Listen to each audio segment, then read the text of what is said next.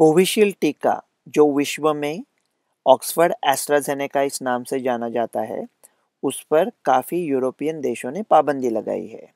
कब लगाई, क्यों लगाई, कैसे लगाई, कितने दिन के लिए लगाई, भारत क्या कर रहा है, इस टीके के साथ जुड़ी कोई गंभीर समस्याएं है या नहीं है। अगर आपका आज अपॉइंटमेंट है कोविशील्ड का, तो टीका लेना है नहीं लेना है, या कोवैक्सीन मांगना है, कोवैक्सीन का क्या डेटा है। जो लोग कोविशील्ड पहले ही ले चुके हैं उन्हें क्या करना है। मैंने @drgodse ravi1 पे एक ट्वीट भेजा है। अगर आपको अच्छा लगे तो इसे दोहराएं। That tweet says, some European nations have put hold on Covishield. Now what? If you have taken first dose, what to do? देखो, भारत में अभी कोविशील्ड वैक्सीनेशन जारी रखा है। अगर आप सही हो तो आपको क्या फ़र्क दुनिया में कोविशील्ड का क्या डेटा आता है, और अगर कोविशील्ड का डेटा ठीक है तो फिर दुनिया को क्या फ़र्क पड़ता है। आप क्या सोच रहे हो। अभी तो वैक्सीनेशन चालू रखेंगे ऐसा लग रहा है। ये थोड़ी अचरज की बात थी कि यूरोप ने पाबंदी डाल दी। क्यों डाल दी। कुछ पेशेंट में ब्लीडिंग हुआ था ब्रेन में, और क्लॉटिंग का भी प्रॉब्लम हुआ था। क्लॉटिंग स्ट्रक्चर के साथ प्रॉब्लम था। ये नॉर्वे में डेनमार्क ने पहली पाबंदी डाल दी, उसके साथ नॉर्वे भी आया था। ये डेनमार्क, नॉर्वे, स्वीडन एक दूसरे के बहुत साथ में रहते हैं, सदियों से उनका नाता है। और ये जो एस्ट्राजेनेका कंपनी है जिसने ऑक्सफोर्ड यूनिवर्सिटी के साथ और सीरम के साथ ये जो कोविशील्ड बनाई है, वो स्वीडिश कंपनी है। इसलिए मैं सोच रहा था कि क्यों ऐसा कर रहे हैं। बाद में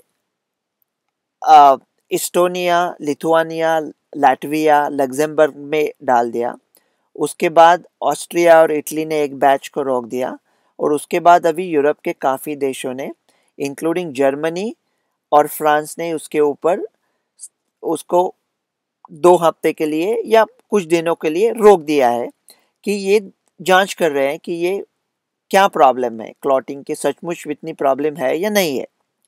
वर्ल्ड हेल्थ ऑर्गेनाइजेशन ने कहा है कि उनको तो कोई दिक्कत अभी नज़र नहीं आती, वो देख रहे हैं। और अफ्रीका की जो CDC है वो अभी कुछ घंटों में एक दूसरे के साथ मिल रहे हैं जूम मीटिंग पे, और वो सोच रहे हैं कि अफ्रीका में इस टीके का क्या करना है।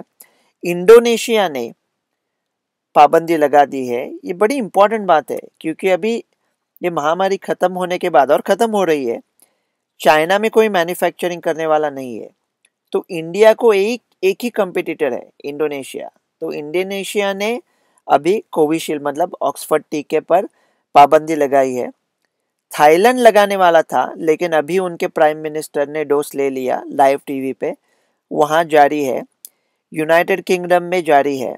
और ये जो एस्ट्राजेनेका की कंपनी है वो कह रहे हैं कि उन्होंने जब फेज़ 3 स्टडी किया था तो फेज़ 3 स्टडी में ऐसा उनको कोई प्रॉब्लम नज़र नहीं आया था। शायद जो वैक्सीनेटेड ग्रुप था उनमें क्लॉटिंग के केसेस कम ही थे compare to the placebo group, क्योंकि प्लेसिबो ग्रुप में शायद कोविड हो रहा था और कोविड के वजह से भी क्लॉटिंग हो रहा था। तो अभी भारत क्या कर रहा है।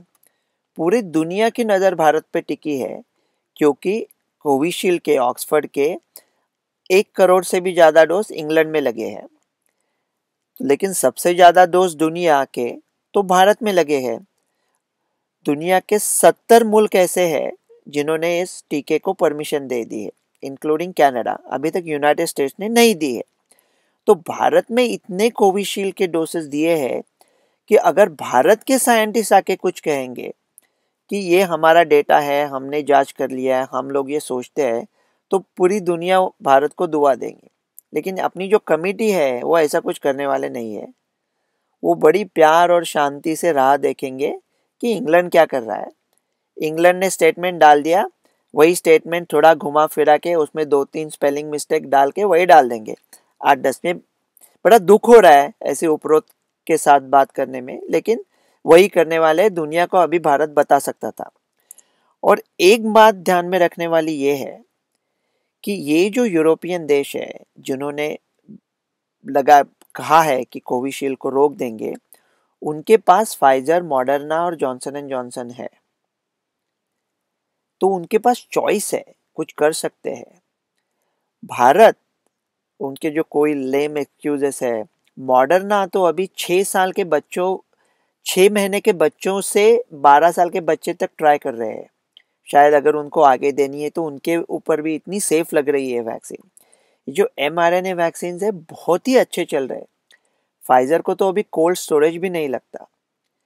आप अपने देश के सारे लोगों को, गरीब लोगों को दे नहीं सकते, इस वजह से मिडिल क्लास लोगों को इस टीके से वंचित रखना, this is the height of socialistic idiocy कि लोगों को ये वैक्सीन नहीं देना। तो आप कहोगे कि फिर कोवैक्सीन की बात क्यों नहीं करते? ये स्वदेशी वैक्सीन है, तो उसके ऊपर हम क्यों नहीं कहते सडनली कि हम लोग कोवैक्सीन ले लेंगे? देखो भाई, कोवैक्सीन का डेटा 81% आया है, अच्छा है, पीयर रिव्यू नहीं हुआ है, लेकिन कोवैक्सीन कोविशील्ड से लगभग 5-6 महीना पीछे है ये सब साइकिल में। ये कोविशील्ड वैक्सीन है, वो अप्रैल मई से चल रहा था उसका। अमेरिका ने उसमें 15,000 करोड़ रुपया डाला था रिसर्च में। ऑक्सफोर्ड यूनिवर्सिटी जो 800 साल से चल रही है, उन्होंने काम किया। एस्ट्राजेनेका इतनी बड़ी कंपनी है, दुनिया के 70 मुल्कों ने उसको परमिशन दे दी, फिर भी 4 क्लॉटिंग के केसेस आए और हम पूरी तरह से हड़बड़ा गए। अगर ऐसा कोवैक्सीन के बारे में कुछ होता है, खुदा करे ऐसा न हो जाए, लेकिन अगर ऐसा कुछ होता है तो हम तो फिर पूरे अकेले होंगे, क्योंकि दुनिया में और कहीं जगह पे कोवैक्सीन को अप्रूवल नहीं दिया है, उन्होंने एप्लीकेशन किया है फिर भी। तो ये जो क्लॉटिंग प्रॉब्लम है वो इतना सीरियस नहीं लग रहा है मेरे ख्याल से। शायद एक बैच खराब था, जो यूरोप में वो बैच, मतलब उसमें बैच में खराब वैक्सीन के डोसेस सिर्फ वो बैच में थे, वो वैक्सीन ठीक है, तो वो बैच की वजह से यूरोप में प्रॉब्लम आए हैं। अभी थोड़ी 1-2 दिन या 3 दिन में ये स्पष्ट हो जाएगा कि ये क्या सचमुच टीका खराब है, या मेरे ख्याल से वो टीका अब भी चलेगा। भारत में अभी कोविशील्ड जो हम लोग ले रहे हैं, अभी अगर आपका अपॉइंटमेंट आज है तो ले सकते हैं टीका। ये कोई वैद्यकीय राय नहीं है, मैं ऐसा एपिडेमियोलॉजिस्ट जैसे कहता है, जो मैं इसे दोस्तों को कहता हूँ वैसे कह रहा हूँ। आप अपने खुद के डॉक्टर के साथ बात कीजिए कोविशील्ड लेने में। हम लोग तो ऐसा कह रहे हैं हमारे पेशेंट्स और रिश्तेदारों को कि अभी लेने में कोई हर्ज नहीं है, लेकिन इस आपत्ति को हम एक सुवर्ण संधि में बदल सकते हैं। जैसे कि जो दूसरा डोज है कोविशील्ड का, आप मेरे ट्वीट देख सकते हो @drgodserravi1, काफ़ी ट्वीट भेजे हैं मैंने। अगर दूसरा डोज डिले किया तो हमारे साथ, ऐसा मान लेते हैं कि कोविशील्ड चलने वाला है, अगर दूसरा डोज डिले किया तो उसका एफिकेसी बहुत बढ़ता है। तो ये जो आपत्ति है कि सोच रहे शायद क्लॉटिंग होता है, उस आपत्ति का इस्तेमाल करके अभी जो लोगों का दूसरा डोज ड्यू है उन्हें डिले करवा देते हैं कुछ हफ्तों के लिए, और ये जो डोसेस है वो सब हॉटस्पॉट में भेज के हॉटस्पॉट ख़त्म कर सकते हैं। मेरा ये मानना है कि कोविशील्ड से ही काम चलेगा। टीकाकरण के बगैर इस महामारी का अंत नहीं हो सकता।